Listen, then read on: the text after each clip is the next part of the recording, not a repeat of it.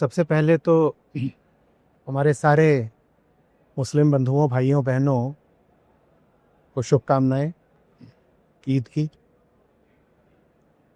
और जो कि मैं हमेशा कहता रहा हूँ, फिर कहूँगा, धर्म को और धार्मिक त्योहारों को हमें उनके मूल में जाकर समझना होगा। तो बात शुरू कहाँ से होती है?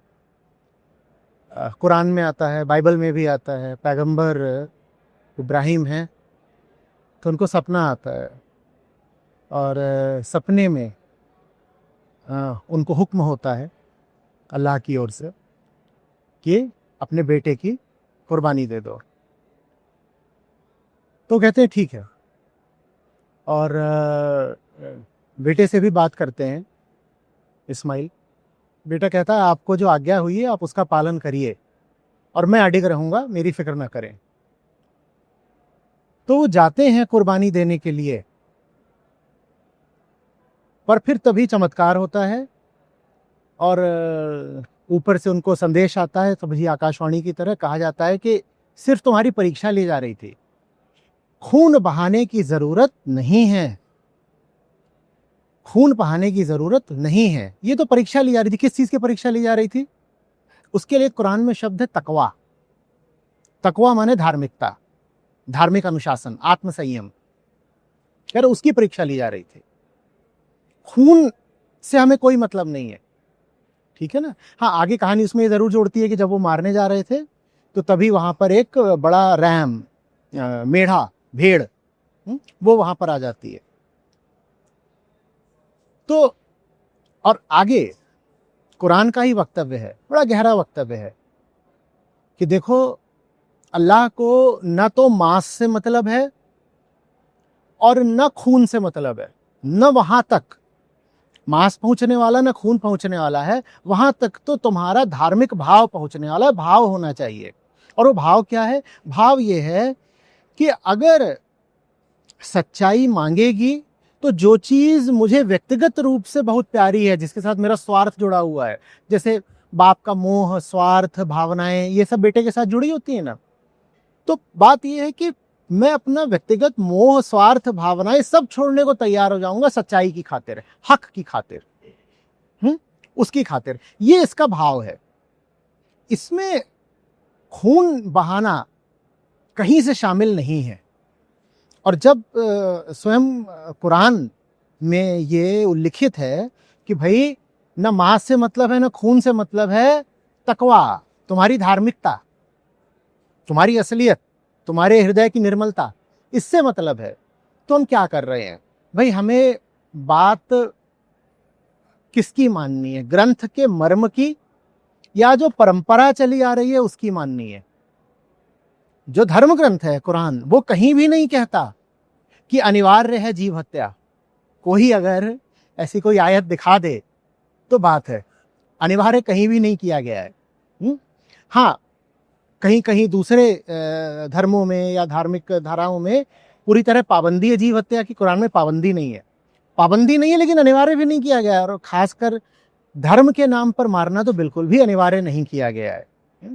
तो हमें जो जो धर्म है उसके केंद्र में जाकर के उसका पालन करना है। जो परंपरा चली आ रही है, और परंपरा के पीछे ना किसी समय की संस्कृति, रीति रिवाज जिम्मेदार होते हैं। उदाहरण के लिए इस्लाम के शुरुआती दिनों में तो परंपरा के रूप में गुलामी भी चलती थी, पर आज तो कोई मुस्लिम गुलामी का समर्थन नहीं करेगा। हमें परंपरा का थोड़ी पालन करना है, जो परम है, जो सर्वोच्च है, उसकी बात का पालन करना है ना। और उसकी बात यह है कि मुझे अपना दिल दिखाओ, क्या तुम मेरी खातिर अपने सब स्वार्थ और जितनी कामनाएं होती हैं और तुम्हारे जितने बंधन होते हैं, तुमने जितनी जगह झूठ मूठ के अपने नाते जोड़ रखे होते हैं, क्या तुम ये सब पीछे छोड़ने को तैयार हो सच्चाई की खातिर? असली मुसलमान का ये फर्ज है कि आज के दिन इस चीज को याद करे। और अगर इस चीज को याद करना है तो फिर हमें यह भी स्पष्ट हो जाता है कि कुर्बानी का असल मतलब क्या हुआ। कुर्बानी का मतलब हुआ भीतर जितने भी दोष बैठे हुए हैं हमें उनको छोड़ना है। कुर्बानी का ये थोड़ी मतलब है कि आप एक जानवर को ले आए हो और उस जानवर का धर्म से कोई लेना देना नहीं। आप कहते हो कि मैं उसकी गर्दन जब काटता हूं तो उसी अब तो जन्नत पहुंच जाता है। ये कैसे हो जाएगा? आप बताओ, हो सकता है क्या ये? जानवर की जान क्यों ली जा रही है? जो जो जो मालिक है वो क्या जानवर की जान मांग रहा है? नहीं, वो आपका दिल मांग रहा है, वो आपकी सच्चाई मांग रहा है, वो आप में ईमान देखना चाहता है। तो इस तरह से मनाया जाना चाहिए। लेकिन देखिए, धर्म का क्षेत्र ऐसा ही होता है, इस्लाम हो और चाहे दुनिया भर की बाकी धार्मिक धाराएं हो, सब में यही होता है कि हम परम को छोड़कर परंपरा का पालन करना शुरू कर देते हैं। हमारे लिए परंपरा ज्यादा बड़ी चीज होती है। हम कहते हैं ऐसा तो हम करते आए हैं पिछले इतने 100 सालों से, 1000 सालों से, तो हम अभी भी करेंगे। साहब, आप क्यों करोगे? पहले तो और भी बहुत कुछ होता था जो आपने खुद ही छोड़ दिया। आप क्या नहीं छोड़ना चाहोगे, वो चीज नहीं छोड़ना चाहोगे ना, छोड़ी जा ही नहीं सकती।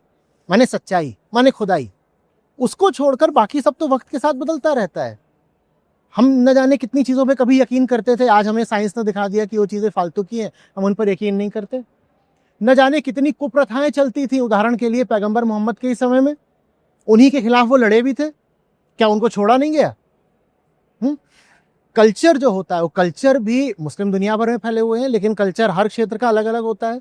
कोई ये बाध्यता थोड़ी होती है कि मुसलमान हो तो ऐसे कल्चर माने आदत, कि ऐसे कल्चर का, ऐसी संस्कृति का पालन करना ही करना है। अरब का मुसलमान जैसे रहता है, जीता है, सोचता है, खाता है, पीता है, अभिवादन करता है, उसके जो रस्म रिवाज होते हैं वो भारतीय मुसलमान से अलग होते हैं। ये सब चीजें तो अलग होती ही हैं, जगह के हिसाब से भी अलग होती हैं, स्पेस के हिसाब से भी, और टाइम के हिसाब से ही बदलती रहती हैं। जो एक चीज है जो कभी नहीं बदलनी चाहिए वो है सच्चाई। उसको छोड़ करके बाकी सब में तो हमें थोड़ी अपनी सोचना पड़ेगा ना कि हम कर क्या रहे हैं। वैसे ही दुनिया में देखिए, इतना बड़ा ये एक अत्याचार होता है, पाप होता है कि हम अपनी स्वार्थ की खातिर किसी दूसरे बेगुनाह बेजुबान की जान लेते रहते हैं, ठीक है ना। और बकरीद के दिन जो आमतौर पे बाकी 364 दिनों में जो जानवर काटे जाते हैं, उनकी तादाद लगभग दोगुनी हो जाती है। तो ये वैसे ही गलत है। बात ये नहीं है कि मैं बकरीद पर आक्षेप कर रहा हूं, मैं तो 365 दिन बोलता हूं कि तुम ये जो कर रहे हो बहुत गलत है। जानवर की जान तुम धार्मिक वजह बता करके लो, और चाहे जबान की स्वाद की खातिर लो, किसी भी वजह से तुम जानवर की जान लो, बिल्कुल गलत है, बिल्कुल गलत है। और मैं उनको पाखंडी भी बहुत मानता हूं जो 364 दिन तो पशु हत्या का विरोध नहीं करते, लेकिन सिर्फ बकरीद के दिन जाकर के कहते हैं कि देखो ये क्या हो रहा है, गलत हो रहा है। अगर ये गलत है तो 365 दिन गलत है। और इस पर उंगली उठाने का हक तभी है जब आप कहें कि मैं सिद्धांत से, प्रिंसिपल से समझता हूं कि ये चीज बिल्कुल भी ठीक नहीं है।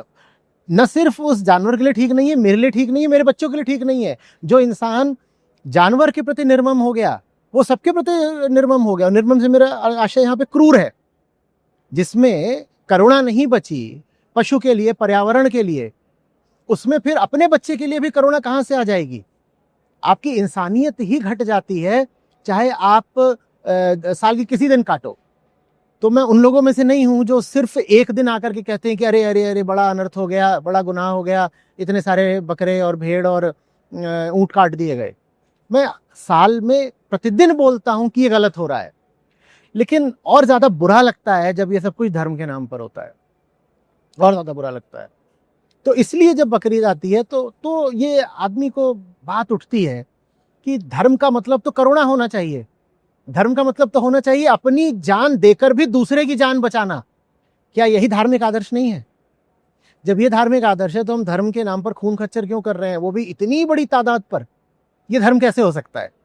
और ये धर्म है भी नहीं, धर्म ग्रंथ इसका समर्थन भी नहीं कर रहा है, लेकिन फिर भी परंपरा के नाम पर इसको आगे बढ़ाया जा रहा है, बढ़ाया जा रहा है, बढ़ाया जा रहा है। अरे भाई, आप कहते हो कि मैं गरीबों को खाना देता हूं, अरे तो गरीब मांस थोड़ी मांग रहा है, आपको गरीब की भलाई करनी है। यही कहा जाता है कि गरीब को दान दिया जा रहा है, उसको ज़कात और ये सब, गरीब की भलाई करनी है। तो गरीब की जो पहली जरूरत है वो कोई मांस थोड़ी है। आप किसी गरीब से आकर पूछो तो सही, उसे सचमुच क्या चाहिए?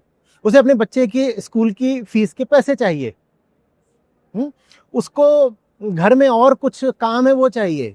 उसकी बेटी है, वो कॉलेज जा रही है पर वो पहुंच नहीं पाती है क्योंकि उसके पास एक साइकिल तक नहीं है, उसको एक साइकिल खरीद करके दे दो। दान करने का ये क्या तरीका है कि मैं जानवर काटूंगा और उसका मांस दान करूंगा? अरे और कुछ नहीं तो उसके हाथ में रुपया रख दो, वो उस रुपए का खुद इस्तेमाल देख लेगा उसको क्या करना है। जाकर के अस्पतालों में दान कर दो, स्कूलों में दान कर दो, न जाने कितनी कितनी ऐसी जगह हैं और बहुत अच्छी संस्थाएं होंगी जहां पर आप जाकर के दान कर दीजिए।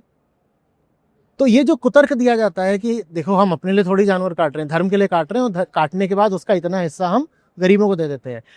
हम अपने दिल पे हाथ रखकर पूछेंगे तो हमें पता है कि ये सारी बातें ये ईमान की नहीं है, और अगर ईमान की नहीं है तो ये खून खच्चर रोकना पड़ेगा। कम से कम जिनको बात समझ में आई है, जो चाहते हैं कि वो सचमुच ईमानदारी भरा जीवन जिए, उनको ये सब रोकना ही पड़ेगा। दुनिया के सामने इस वक्त बड़े से बड़ा संकट है क्लाइमेट क्राइसिस का, और हमसे ये बात छुपाई जाती है। क्योंकि त्योहार का इस वक्त माहौल है तो इसलिए सच्चाई सामने आए, अच्छा है। हमसे बात छुपाई जाती है कि क्लाइमेट क्राइसिस में फॉसिल फ्यूल बर्निंग के बाद सबसे बड़ा योगदान एनिमल एग्रीकल्चर का है, माने मांसाहार। ये जो जानवर खड़ा करा जाता है खाने के लिए, उसको खाना यूं ही नहीं आ जाता। कितने करोड़ जानवर प्रतिदिन कटते हैं, बड़े जानवर, अभी मछलियां वगैरह हटा दीजिए, बड़े जानवर प्रतिदिन आदमी के खाने के लिए कटते हैं। उसका हिसाब देखिए। उन जानवरों को क्या ऐसे ही सहज प्राकृतिक रूप से कहीं खाना मिल जाता है? नहीं, जंगल के जंगल काटे जाते हैं ताकि खेत निकले, और उस खेत पर जो अन्न पैदा होता है जानवरों को खिलाया जाता है। दुनिया की 70% खेती इसलिए हो रही है ताकि जानवरों को खिलाया जा सके। क्यों? ताकि आप उन जानवरों का मांस खा सको। और जो जंगल कट रहे हैं, ये क्लाइमेट क्राइसिस का बहुत बड़ा कारण है। वो जो आप जानवर पैदा करते हो, वो कई तरीके से कार्बन उत्सर्जित करता है, एमिट करता है। ये क्लाइमेट क्राइसिस का बहुत बड़ा कारण है, और ये बात हम ला नहीं रहे हैं सामने। तो जब जानवरों को काटना, मांसाहार, दुनिया की इस वक्त सबसे बड़ी समस्या का इतना बड़ा कारण है, तो हम त्योहार जानवर को काट कर कैसे मना सकते हैं? बल्कि होना तो ये चाहिए कि आदमी कहे कि मैं शायद साल में कभी एक आध दो दफे भूल चूक से खा लेता हूं, पर मैं त्योहार के दिन तो बिल्कुल नहीं खाऊंगा, क्योंकि सच्चाई का त्योहार है भाई। ईद माने क्या होता है? उत्सव। उत्सव है, सच्चाई का उत्सव है, धार्मिक उत्सव है। इस दिन जानवर का गला काटना माने अधार्मिकता को बढ़ावा देना। अगर अगर अगर पशु हत्या धर्म है तो फिर अधर्म क्या है मैं नहीं जानता।